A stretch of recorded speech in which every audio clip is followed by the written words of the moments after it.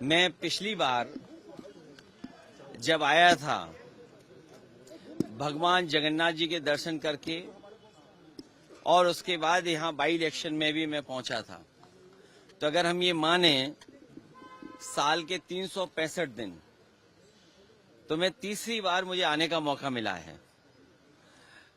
और उस समय जब बाई इलेक्शन था तो मैंने एक बात मंच के माध्यम से जनता के बीच में रखी थी कि हम पीडीए का पेड़ लगाने आए हैं और हमें उम्मीद है उड़ीसा की जनता, जो उनका पुराना समाजवादी आंदोलन रहा है, जिसमें नेताजी और यहाँ के बहुत बड़े नेता विजू पट्टनायक जी और तमाम समाजवादी विचार के लोग साथ आकर के एक बड़ी ताकत बने थे। हमारी कोशिश होगी कि पीडीए को हम लोग आगे बढ़ाएं, साथ ही साथ उड़ीसा हम लोग आते रहेंगे।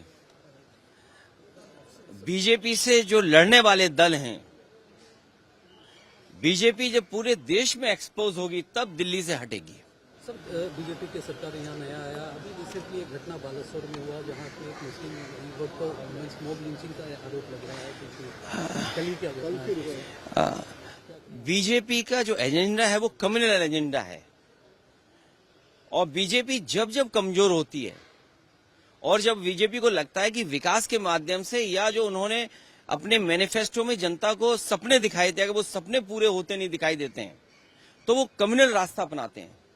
कहीं भी देखेंगे आप तो बीजेपी जब कमजोर होती है या जो उन्होंने मैनिफेस्टो में जनता को वादे पूरे करने की बात जो रखी होती है, अगर पूरा नहीं कर पाते हैं तो वो कम्युनल रास्ता अपनाते हैं। इसीलिए समाजवादी पार्टी डिवीजन की पॉलिटिक्स नहीं करना चाहती है, हम सबको जोड़ के राजनीति करना चाहते हैं। यही विजन जो कार्यक्रम जगह जगह कर रहे हैं, डिवीजन की पॉलिटिक्स खत्म हो, लोगों को जोड़ के एक साथ चलने की पॉलिटिक्स हो। सर, बीजेपी इलेक्शन में इस बार उनका सरकार बनेगा, जो पहले का सालों से राज था वो हटेगा और महाराष्ट्र में बीजेपी से सीखने को भी बहुत कुछ है। वो पॉलिटिकल पार्टी नहीं है, वो पॉलिटिकली प्रोफेशनली रन करते हैं अपने आप को।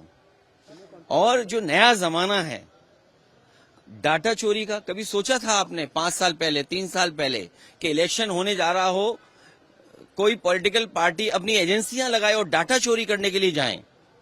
तो ये नए तरह की चीजें, प्रोफेशनल पॉलिटिक्स करती है बीजेपी। बीजेपी प्रोफेशनल गिनती करके, डेटा पे एक एक बिंदी बैठा करके तब फैसला लेते हैं। इसलिए जिसको हराना है बीजेपी को, उसको उसी तरीके से तैयारी करनी पड़ेगी। और बीजेपी का रिसोर्सेज की कोई कमी नहीं है।